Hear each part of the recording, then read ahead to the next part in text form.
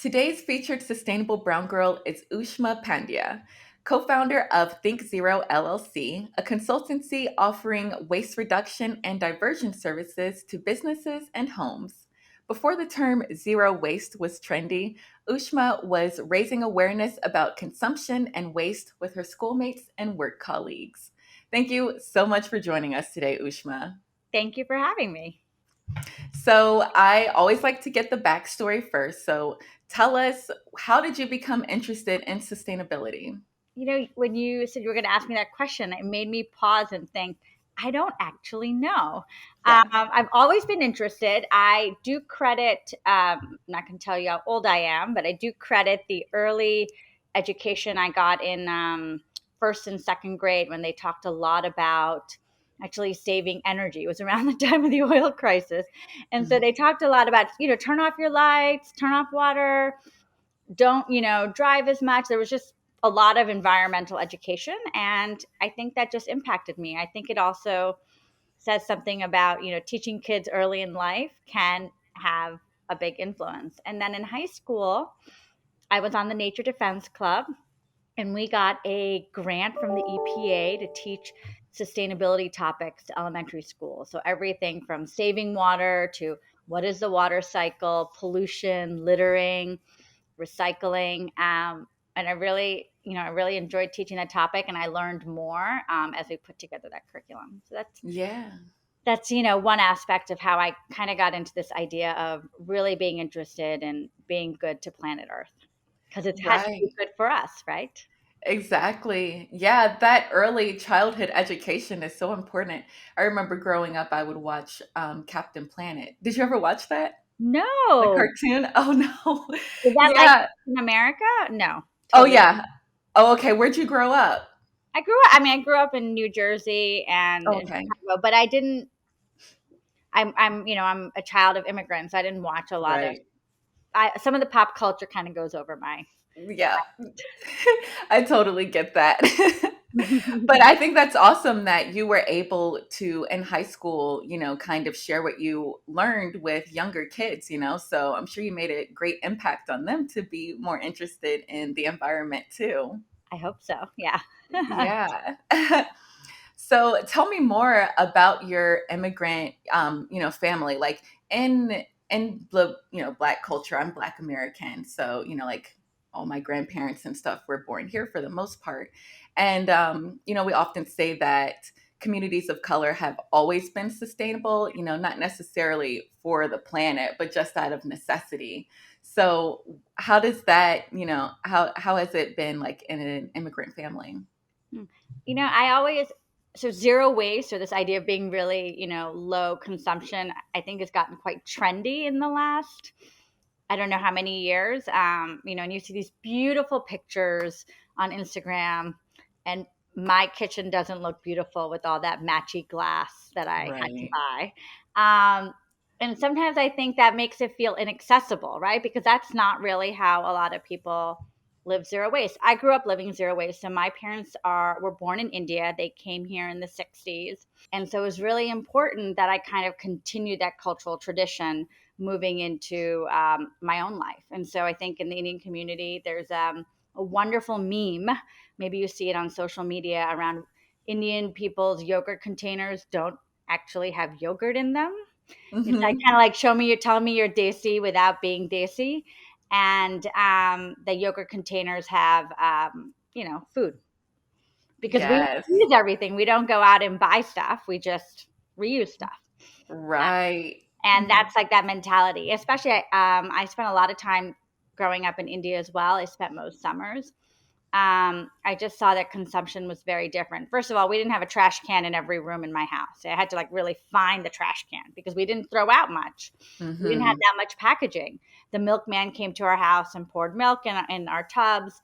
If I went shopping for food, if I didn't bring a bag, I had to like carry the food in my, kurta because I didn't have a bag, or they Right. wrapped it in newspaper and string, and I had to like carry a bunch of packages of newspaper.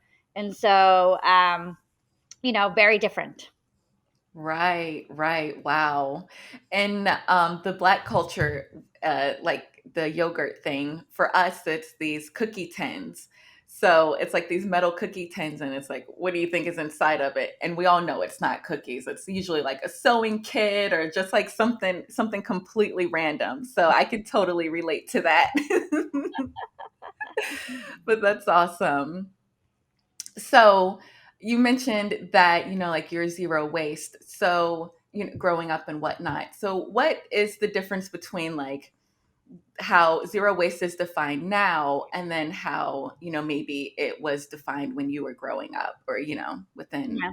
So different zero cultures? waste, I guess a technical definition that folks talk about in the industry is the reduction of 90% of what you generate, what waste you generate from landfill or incineration. So if you on a daily basis generated 10 pounds of stuff that you might put into a bin, 9 pounds of that you would not put into the bin that goes to a landfill or to the incinerator. It might be composted, it might be recycled, you might reuse it, repair it, donate it, give it to someone else, keep using it. I would have to say I didn't really know what the term zero waste until maybe 5 or 6 years ago. Mm-hmm. Um, but that, as I said, is how I lived my life in terms of not creating that much waste. I just think it was, and maybe in the immigrant community, was like, don't spend money you don't need to spend, Mm-hmm. right? So if you buy food, eat all your food. If you bought something, use it until it can't possibly be used anymore. And if you can't use it, find someone who can use it. Don't just throw it away. Yeah. So you said 90% of things should not be thrown away. In So, landfill or incineration, it could be recycled, it could be composted, right? right. But not sent to a landfill or an incinerator. Right. Okay, that makes sense because, seeing people, like these top influencers who are like, "Oh, I fit all my trash from the last 5 years into this one mason jar." And so it's like, is that really realistic? But, when you say that it's more of a 10% thing rather than 0%, that makes it, more attainable. Yeah, no, absolutely. And also, I would just say that when you see those jars, that might feel really unattainable, right? So I just think you got to do what you got to do. I know also when people say, "Oh, I live totally plastic free," yeah, but then you're going out and buying these glass jars and all these other things to be plastic free. I'm Mhm. just using the big tub of yogurt container that I've had for 2 years, right? I'm like reusing it over and over again. That's Right. also a way of being mindful and being zero waste. Yes. Yes, exactly. Exactly. So let's talk more about your business, Think Zero. What is it and why did you start it? Yep. So my business partner and I, we met because we live in the same neighborhood, and we joined a local moms group, and we both cloth diapered our kids. Hmm. And so we shared our cloth diapers because our kids were kind of staggering. And she had posted, anyone else cloth diapering? Because you need a little bit of a support network to figure out what it is that you're doing. And so we met and we realized that we had similar, lifestyles in terms of trying to reduce, reuse, repair, all of that. And we decided to take our interest and our knowledge that we had from doing it on an individual basis to develop a company that worked with companies as well as individuals to also lead less impactful, I guess, less waste generating lives. On the business side, we work with a variety of companies such as property owners, building owners, property managers, and companies that have sustainability goals to reduce their waste. And we do that through goal setting. We do waste audits. I mean, when I talk to some people, I always say I'm the trash nerd because I open up trash bags on the loading dock of commercial buildings and I sort and separate with my team of letting you know, hey, did you recycle correctly, or were there missed opportunities to recycle, or did you know you have so much food waste that you could compost or have a food donation program? You get the data by opening those bags that, when people close them up, they're like, it went away, I don't know anything about Hmm. it. And then we do goal setting, and we do a lot of work in the buildings because I'm sure this is all about a behavior change, right? It's like rethinking your relationship with stuff. One, do you need it? How can you keep using it? Will you recycle it? If you recycle it correctly, will you compost? If you're composting in a building, how do you do it correctly and effectively with 5,000 people in the building? So we do Hmm. that on the business front, and we're based out of New York City, but we work across the country. We also have an office in Colorado, so we kind of got the two coasts. And then we also work with individuals. So we have a lot of knowledge because between the two of us, and we have a team, we have years of doing this and figuring it out and what works and what doesn't work. And so we have a starter kit, that people can use to do it themselves. And it helps them think about goal setting. How do you do a waste audit? How do you set goals? How do you measure your progress? Gives you tips and tricks. And people like that. We've had some positive responses to that because people do it at their own pace and at their own time. We've Hmm. also had some people who just said, we'd rather have some intensive hand holding. And what we've actually discovered from this is not just about reducing your waste, it's really a way for people to think, how do you leave a more mindful life, if that makes sense? We've found that actually been a very cathartic type of an experience in terms of just how do you leave a more mindful, less cluttered, cleaner lifestyle. And you do take a moment, right? You take a moment of like, what do I do with this? Do I need it? So Right. those are the two ways. Like we work with a predominantly part of our business is working with companies because I think waste reduction and sustainability is a really hot topic at the moment. And we started our Right. company, I think, at the right time. Hmm. And then slowly, people have also been asking us on the individual level front. Yeah. Wow. So I'm guessing businesses come to you because, maybe they have a goal to achieve about reducing their, carbon impact or something. Yep. And like a lot of cities now also have zero waste goals. Like New York City has a zero waste goal. Many cities have zero waste goals, and many cities have rules and regulations that companies need to comply with. So they Yeah. do come to us about the compliance front, and then we push them to go further. I see. I see. So are there like a specific type of companies that come to you? Do you see like different trends in the different industries?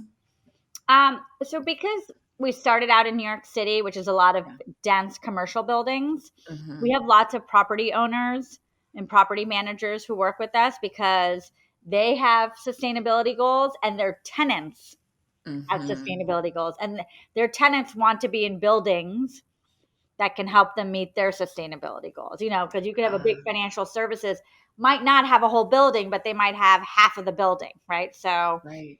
we work with them. So we work with lots of different financial services, consumer products, media. A lot of the large Fortune 100, Fortune 500 companies, Yeah. all are starting to have goals, and they have I to see. report and publish them.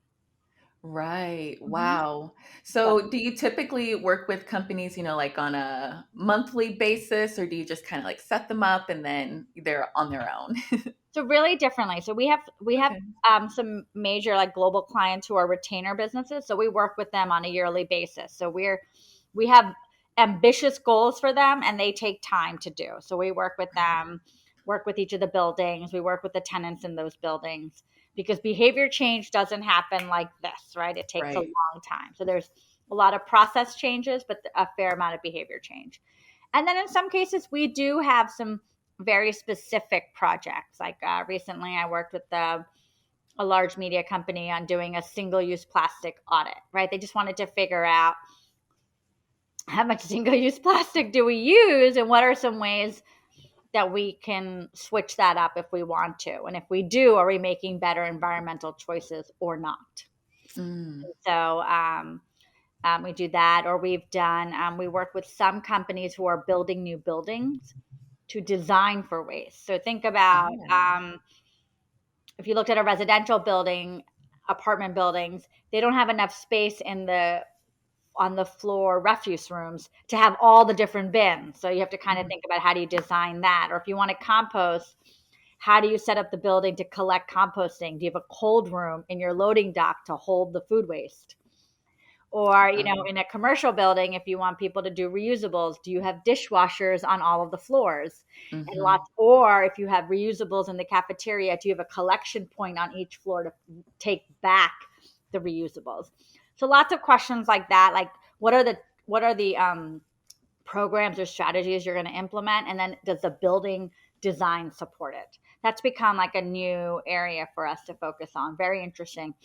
Started to learn how to use blueprints and work with architects and, like Wow. design a building to be healthy, to be sustainable. Yeah, that's awesome. This is like literally the future. Yeah. That's amazing. Let's take a quick break for today's podcast sponsor, Ren. Ren is a website where you calculate your carbon footprint, then offset it by funding climate positive projects.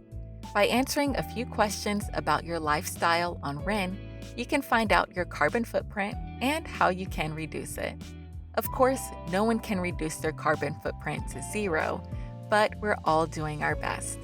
When I calculated my carbon footprint with Ren, it came up to 16.9 tons of carbon dioxide, which is a little less than average for the typical American.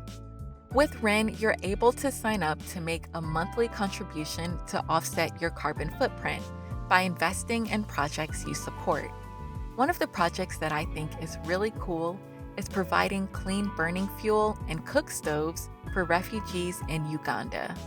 This prevents deforestation, reduces cooking emissions, and lowers the risk of lung damage. Ren will keep you updated on how each dollar is spent and who the project is helping. It will take a lot to end the climate crisis, but you can start helping today by learning more on ren.co.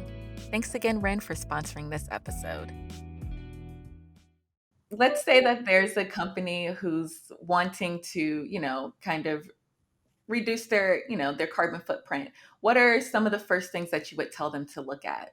Well, I always say start with the basics, right? Yeah. Don't try to run a marathon if you don't even have recycling bins on your floor, right? So the first thing we do is make sure that they're set up with the basic infrastructure. Do you have enough recycle bins? Do you have very clear signage that tells you what goes in that bin? Right? A lot of times people say, I don't know, is this recyclable? Is this not recyclable? And so we go through the building, we figure out what are the common materials that come through that building, and we try to create custom signage for that. We try to make sure there's enough bins so that people are not. I mean, I have been on floors where there's one recycle bin and 50 trash cans. So Oh no. is anyone really going to recycle? No, right? Not if you can't find the recycle bin. So we do, we do that basic, like just basic training, make sure you have bins, make sure you have signage. And then we work with them to figure out what are some of the other stuff they should be doing. We're really big fans of composting and food donation. The 35% of the material waste stream is food. Yeah. If you go into a landfill, 35% of what's thrown away is food. And so the strategies you would have at home are different than the strategies you would have in an office. But it's hard to tell someone take home that half-eaten banana with you, even if you want it, right? Like Right. I tell my kid, put it in the refrigerator and you have to eat it later, or I'll put it in the smoothie. But you can't do that in an office. Right. So we focus on composting. We focus on food donation. So if you know you're going to be having a party or catering, can you plan ahead for food donation? Can you plan ahead and order less? Right? People order too much. So how do you think about ordering less and just enough? So how do you encourage people to take food home afterwards, that it doesn't look like, oh, why are they taking food home? Like normalizing stuff like that. Right. So now we focus a lot on food, and then we talk about shifting to reusables. Obviously, coffee cups, water bottles. Those are like low hanging fruit, easy ways to get people to just throw less things in the bin. But the strategies come about based on the culture of your office. Like, what are you guys throwing away? There are some companies that cater breakfast, lunch, and dinner. So I really focus on food and the packaging. Other places don't do that. So we focus on other stuff. I see. Yeah, that totally makes sense. So if it's, more of an office building and, maybe they have a lot of paper and cardboard, you help them, figure out how to recycle that better. Yeah. What about if someone is, at home and, they're wanting to reduce their waste there? What are some of the first things you tell them to do? So again, I do talk a lot about food. So in Yep. my house, we always have a shop the fridge day, which is everyone has Mm, to basically find something in the refrigerator to eat, right? I Because like there's that. leftovers, or there's 3 pieces of lettuce, or one stupid celery stalk. You know what I mean? Like you Right. basically, we make lots of salads with a lot of the leftover stuff, and we have lots of different dressings that we make, and croutons, and try to make it appetizing. Eat all the leftovers, because there might be just one. I'm Indian, so there might be like one roti and one little bit of veggie curry. So just eat. Someone eats that up. So it may be that you're eating salad. I'm eating some Indian food. My daughter is eating like a sandwich from yesterday. We're just trying to use stuff up. Mhm. So we do that a lot. We have a composting. We compost in my house, and I take it over to the local food drop off place in my neighborhood once or twice a week. Mhm. And then we also try to eat as much as possible at home, Yeah. in terms of like food, coffee, and tea and stuff. And going back to that earlier point about this is like a making your life less hectic. Since I don't run out to get a coffee, and I used to find that I was running to get a coffee, and then you're going somewhere, the coffee ends up being cold. I don't drink half of it. I was running Mhm. a place, I spilled it. I live in New York City. Well, now I prefer tea, so I drink a cup of tea at my house, like for 15 minutes, and I just kind of relax. I might watch some Yeah. TV. I might listen to some music, or I might, quickly read something on my phone, or just sit there in the sun, Mhm. and it's like a 15 minutes of zen. So like Yeah. I'm not creating trash. And you know how people talk about give self-care or 15 minutes to yourself in the morning? Well, I check two things at once. It's very efficient. Uh-huh. So and then the third thing is I manage our local Buy Nothing group. Have you heard of Buy Nothing? Oh, yeah, I'm a member of my local one too. I started the one in my neighborhood Nice. 5 years ago, like crickets. There was no one on there. I kept like posting and trying to invite Oh, my friends. But now I have over 1,000 people in the one in my neighborhood, and all of awesome. Manhattan is covered. And Wow. I give things away, and I take things. So if I went to a costume party recently, I didn't need to buy something. I posted on Buy Nothing. I borrowed someone's costume, and I'm returning that costume. Yeah, Yes. so just it's those little ways. Or if I'm done with something, like I remember someone came over and they brought a cheesecake, and we only ate a quarter of it. We didn't Mhm. eat out of the cake. We sliced it. I posted Right. on Buy Nothing. People know who I am, right? Because we're a community. Yeah. Someone came by and took the rest of the cake, and their kids loved it, and they were very happy. And I didn't throw it away. Wow, that's awesome. I haven't seen food on my local, I mean, not like We get that. a lot of food, Yeah. especially if people are going away for the weekend. Like I have Wow. a bag of spinach, or I bought maple syrup that my kids didn't like and was really expensive, and so I posted Yeah. it. The lady around the corner from me, who we always share, she goes, "I'll Yeah. take it," and I said, "Okay, I'm actually running by your apartment. I'll drop it off in the lobby. Pick it up." Wow, Yeah, that's awesome. no, Yeah, you those could groups do are it. so good for, just getting rid of little things that it's like what am I gonna do? Take this to the Goodwill? Like no one's gonna want this. They don't even know what it is, you know? So, And yeah. Goodwill and all them, they're overwhelmed. Most Yeah. people, and I'll just say this: people like to donate stuff, but Uh-huh. people don't always buy Right. Exactly. secondhand.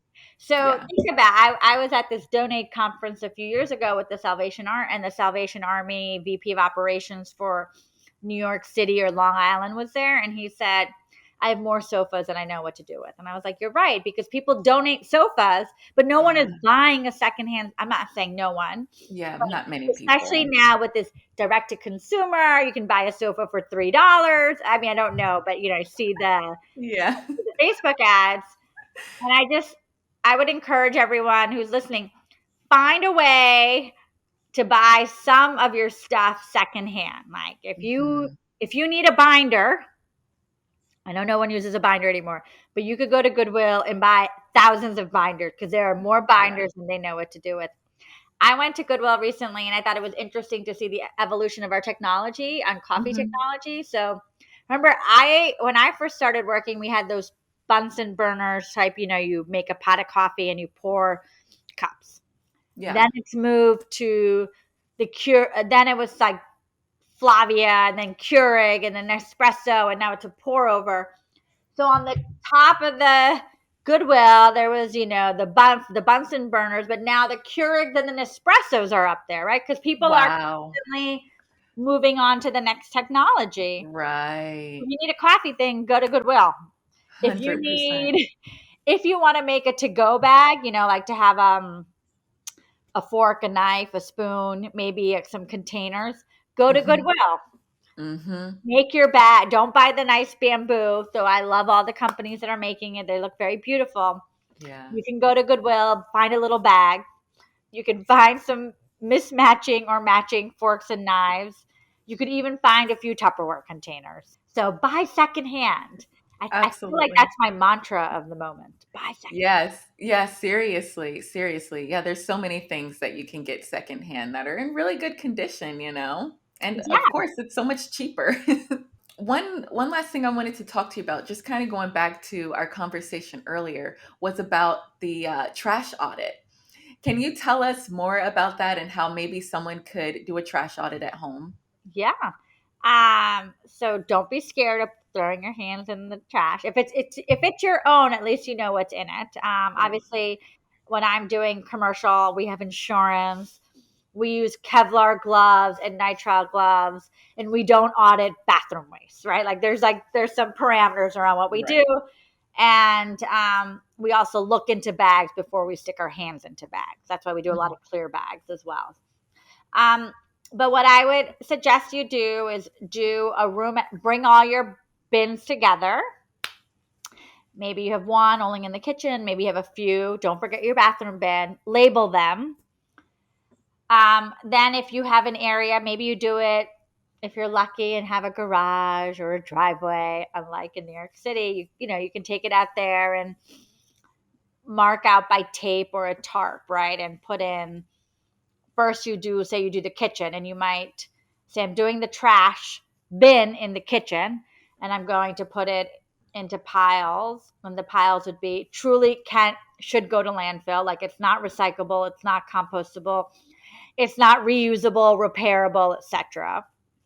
So you would make all of those categories, right? So trash, recycle, compost, donation, repairable, etc. And then you just take everything out of that bin and you put it in those different categories. Take a picture so you know what came out of that bin, right? Like write a label. This is my Mm. kitchen garbage.